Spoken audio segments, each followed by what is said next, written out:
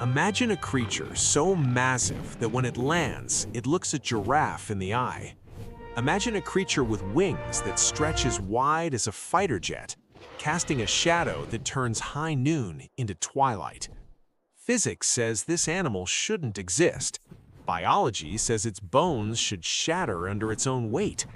But 66 million years ago, in the skies over what is now Texas, science fiction was reality. This isn't a dragon. It's not a genetic experiment. This is the Quetzalcoatlus northropi, the largest flying animal to ever live. And for decades, scientists have been fighting over one simple, terrifying question. How does a 500-pound biological tank actually get off the ground without breaking every bone in its body? The answer changes everything we thought we knew about the limits of life on Earth.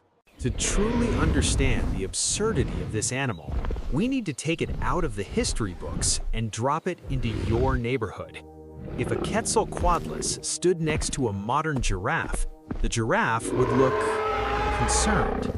Standing on all fours, this pterosaur reached heights of 5 to 6 meters, roughly 16 to 18 feet.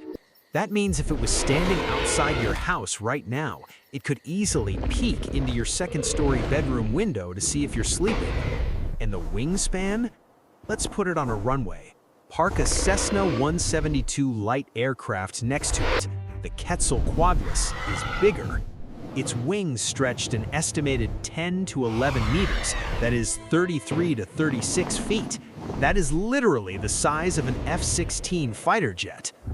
But here is where the paradox begins. An F-16 weighs about 20,000 pounds. The Quetzalcoatlus? Estimates vary, but modern biomechanical models suggest it weighed only about 200 to 250 kilograms. That's about 500 pounds. The weight of a large piano spread across the size of a jet. Wait, how? How do you build a fighter jet out of meat and bone that weighs the same as a piano? If you tried to build an airplane with these proportions, it would snap in half the moment it accelerated. So nature had to invent a completely new type of engineering. Welcome to the masterpiece of evolution. Unlike birds, which are essentially flying dinosaurs, Quetzalcoatlus was a pterosaur. They're cousins, not siblings, and their design philosophy was completely different. The secret lies in the bones. They were air-filled tubes, incredibly thin, but reinforced with internal struts, like the supports inside an airplane wing. Some parts of the bone walls were literally as thin as a playing card. This is extreme weight saving, but fragility is a death sentence in the Cretaceous. One bad landing, one bite from a T-Rex, and you're done. So nature added armor, not scales, but muscle and fibers. For years, we depicted them as leathery, naked monsters, but recent fossils suggest they were covered in pycnofibers, a primitive hair-like fuzz. Think less flying lizard and more nightmare fluffy dragon. But the fluff isn't the impressive part. The wing membrane itself was a complex structure containing layers of muscle fibers called actinofibrils. This allowed them to change the shape of their wing in mid-flight. A modern airplane has flaps and ailerons made of metal. The Quetzalcoatlus was the flap and aileron. It could sense turbulence and micro-adjust its wing shape instantly.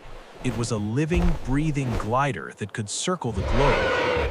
But being a great glider is useless if you can't get off the ground. And this brings us to the biggest controversy in paleontology. With legs that thin and wings that huge, how does a 500-pound animal defy gravity from a standing start? For decades, scientists thought they jumped off cliffs. They were wrong. The truth is much violent.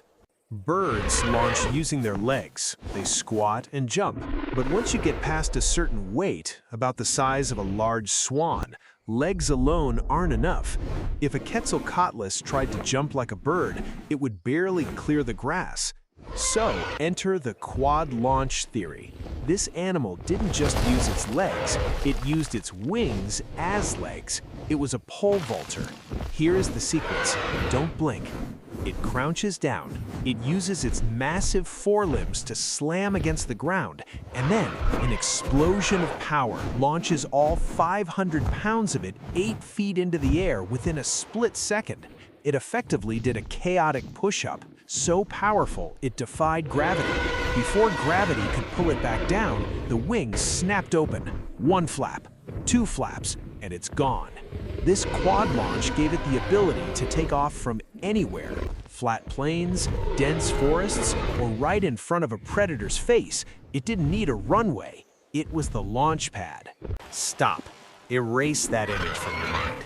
For a long time, we drew them skimming over oceans, catching fish. But look at the anatomy again. The neck is too stiff. The feet are small and padded like a hoof, designed for walking on hard ground, not swimming. If this thing landed in the middle of the ocean, it would probably drown. The Quetzalcoatlus wasn't a seagull, it was a stork from hell. It hunted on foot. Imagine walking through a prehistoric meadow. The grass is tall. Suddenly, a beak longer than a human spear parts the reeds. It was a terrestrial stalker. It roamed the land, using its height to spot prey. Lizards, small mammals, and yes, baby dinosaurs.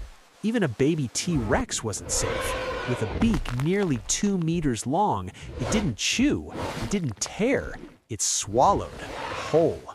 This was the apex predator of the small things. While the T-Rex ruled the large game, the Quetzalcoatlus cleaned up everything else. It was the ultimate biological vacuum cleaner. No one was safe. If you could fit in its mouth, you were food. For millions of years, they were the undisputed kings of the sky. They could cross continents in days. They had no natural predators once they were airborne. But specialization comes at a price. 66 million years ago, a rock the size of Mount Everest slammed into the Yucatan Peninsula. The impact didn't kill them all instantly. The aftermath did. The dust cloud blocked the sun. Plants died. The small animals that ate the plants died. And the titan that ate the small animals starved. Being big is an advantage when times are good, but when the world ends, being big is a curse. They required too much food, too much territory, while their tiny cousins, the ancestors of modern birds, survived by eating seeds and hiding in burrows. The Quetzalcoatlus had nowhere to hide. The sky fell silent. The reign of the dragons was over. Today, all that remains are hollow bones and footprints in the rock, but looking at them forces us to realize something humbling. We think of nature as fragile, yet nature built a fighter jet out of biology and let it rule the world for millions of years. The Quetzalcoatlus reminds us that the history of life on Earth is stranger, scarier, and more magnificent than any movie we could invent. We missed them by 66 million years, and honestly, maybe that's a good thing. I don't know about you, but I prefer my storks to be stork-sized. If you enjoyed meeting the stork from hell, hit that subscribe button and tell me in the comments, if you could bring one dinosaur back to life, would it be this one? Or are you sane? Thanks for watching and see you in the next era.